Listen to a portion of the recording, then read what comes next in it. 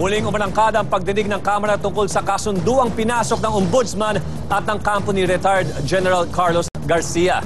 Dito ibinulgar ni dating COA auditor na si Heidi Mendoza ang tungkol sa isang tseke na nagkakahalaga ng 200 million pesos at may pirma ng dating general. Para po sa may live report mula sa Kamara si Fiona Nicolas. Fiona.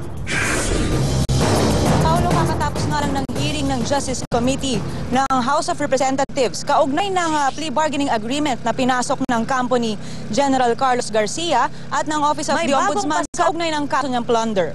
May bagong pasabog sa Kamara ang COA auditor noong nanunungkulan si retired AFP Comptroller Carlos Garcia. Base sa testimonya ni Heidi Mendoza, may mga nakita siyang questionable financial transactions sa AFP, gaya na lang ng ilang bank account na may pirma raw ni Garcia. Sabi ni Mendoza, itinuloy pa rin niya ang pag-iimbestiga kahit nakaramdam na siya ng may kumikilos para ipitin ang kanyang mga hakbang. Ang nagsabi po sa akin ng Go is Law, si Commissioner Dalman po. Sabi po niya, dahan-dahan lang, Heids ha? Kasi, dahan-dahan lang, Heids, kasi tinawagan tayo ng palasyo. Ibinulgar din ni Mendoza ang mga alok umanong free lunch at gasoline allowance ng opisina ni Garcia habang ino-audit niya ang financial statements ng AFP. Kwento pa niya, nahirapan siyang maghanap ng mga dokumento dahil magulo ang mga dokumento sa bodega ng AFP. Pero sa kabila nito, nakakita sila ng isang 200 million voucher ng Land Bank. Ayon kay Mendoza, hinati-hati ito at dineposito sa UCPB Alfaro sa account name ng AFP Interagency Funds. Katunayan, sabi ni Mendoza, isang UCPB passbook account 1743 ang naglalaman ng 50 million pesos kung saan isa sa signatories si Garcia. Yung mga ibang bagay pa that were not included in the United Nations report. Yeah, please. Part of the United Nations report na gusto ko pong tingnan sa United Nations is a missing $5 million that did not enter the AFP books of accounts. How much ulit? Kaya naman mangiyak-ngiyak si Mendoza dahil sa panghihinayang sa pagpayag ng Ombudsman na pumasok sa isang kasunduan sa kasong plunder laban sa dating general. Alam ko po maraming ebidensya dahil ako po ang naghanap ng ebidensya. I am an auditor, Your Honor. Sinipot na rin sa wakas ni Ombudsman Merceditas Gutierrez at mga special prosecutor ang hearing sa Kamara matapos silang ipasabpina. Kung tiwala si Mendoza na malakas ang ebidensya laban kay Garcia, pinanindigan naman ni Gutierrez na mahina ito. We go by the evidence, not by presumption, but we go by the evidence, Mr. Chairman. What do you have? Dagdag pa ni Gutierrez, nasa Sandigan Bayan na ang kaso ni Garcia. Tsaka na lang daw nila pag-iisipan ang pag-cross-examine sa depensa kung sabihin ng korte na illegal ang plea bargain agreement. Kanina nga, Paulo, ay dumating muli ang mga nakaraang AFP Chiefs of Staff simula ng taong 2001 maliban kay dating General Angie Reyes. Hindi naman maiwasan na mangamba ng pamilya at mismo ni Mendoza para sa kanilang seguridad. Pero siniguro naman ng DOJ na maaari silang kupkupin ng Witness Protection Program. At sabi ng Malacanang, maghihigpit na rin sila pagdating sa pagre-release ng budget. Simula ngayon, ipapairal na ang no conversion, no report, no release policy, partikular na nga rin sa pondo ng AFP. Paulo? Live mula sa Kamara, maraming salamat, Fiona Nicolas. Damay na pati mga pyramid at iba pang tatak ng kasaysayan sa Egypt dahil sa isang linggo ng kaguluhan doon. Sa sobrang pag-aalala, binabaha na rin ang tawag ang DFA ng mga kaanak ng mga Pinoy sa Egypt. Marlene Alcaide, ikwento mo. Mas tumitindi pa ang galit ng mga nagpoprotesta para patalsikin sa pwesto si Egyptian President Hosni Mubarak. Sa ikapitong araw ng People Power, winasak ng mga relihista pati estatwa ng dati nilang hari. Kinandado na rin ang mga sikat na pyramid para hindi na masira ng mga relihista. Dahil sa gulo, natatakot na para sa kanyang kaligtasan ang OFW na si Jocelyn Talyon. 30 minuto lang kasi ang layo ng bahay niya sa kaguluhan. Higit 2 dekada na siya nagtatrabaho sa Egypt bilang opisyal ng isang Christian church doon. Nasa bahay lang po ako, hindi ako bumababa. Tapos, yun nga, nakatutok lang ako sa television news para makakuha ng update. Simula kahapon, 55 pamilya na ang tumawag sa hotline ng DFA. Nag-aalala sa kondisyon ng kanilang mga kamag-anak na nagtatrabaho sa Egypt.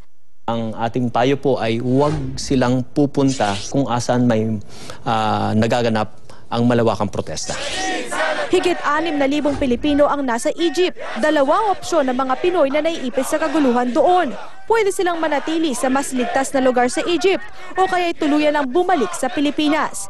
Inihahanda na ng Embahada ng Pilipinas sa Cairo ang relocation site para sa mga Pinoy na voluntaryong lilikas. Nakipagpulong na rin daw ang DFA sa iba't ibang ambassador malapit sa Egypt kung pwedeng dumaan ang mga Pinoy sa kanilang bansa para makabalik ng Pilipinas.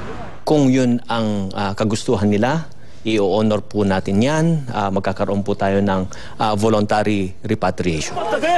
Naglaan na ng 50 milyong piso ang gobyerno para sa evacuation ng mga Pinoy sa Egypt. Pero hanggang ngayon, wala pa rin nakikitang dahilan ng gobyerno para sapilitang ilikas ang lahat ng Pinoy doon. Marlene Alcaide, News 5.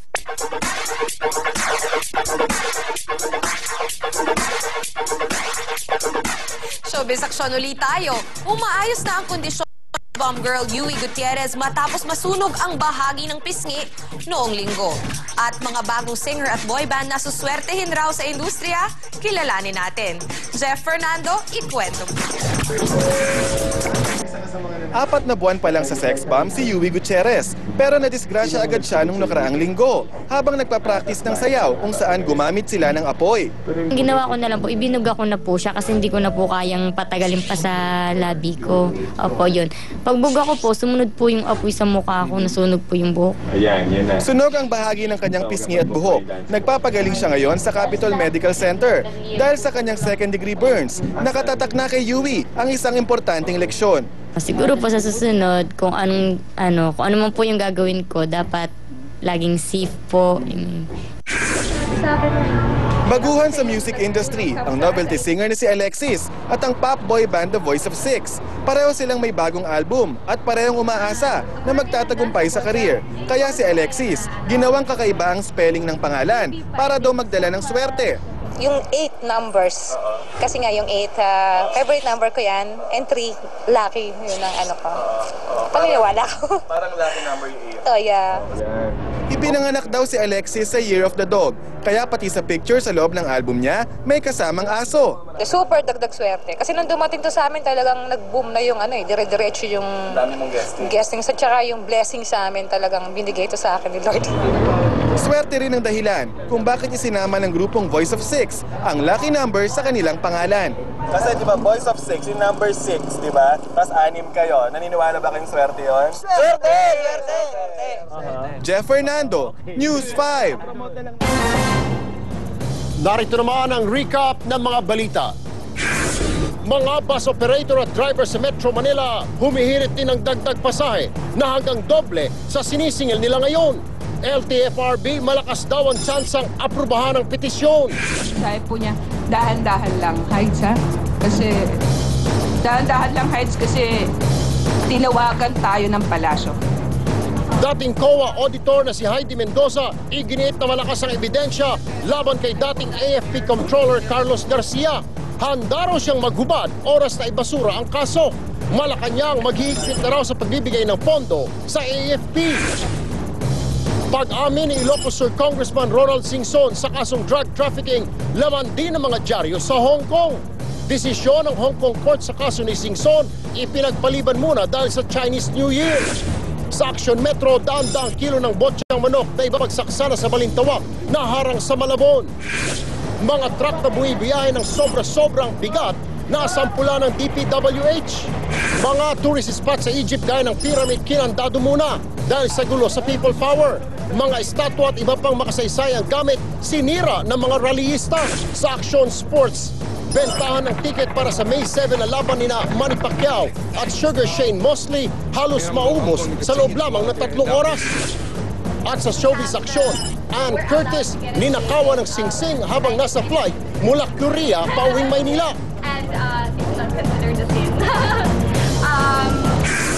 We're allowed to... Isang amethyst na ring ang nanakaw raw kay Ann Curtis. Ano ba yan? Birthstone ba yun? Birthstone yun ng Feb.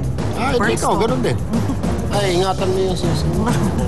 Diyan po ang 45 minuto ng maaaksyong balita. Mga balitang pundasyon ng matalinong opinyon at konkretong solusyon. Dahil higit sa balita, aksyon! Willing-willing na!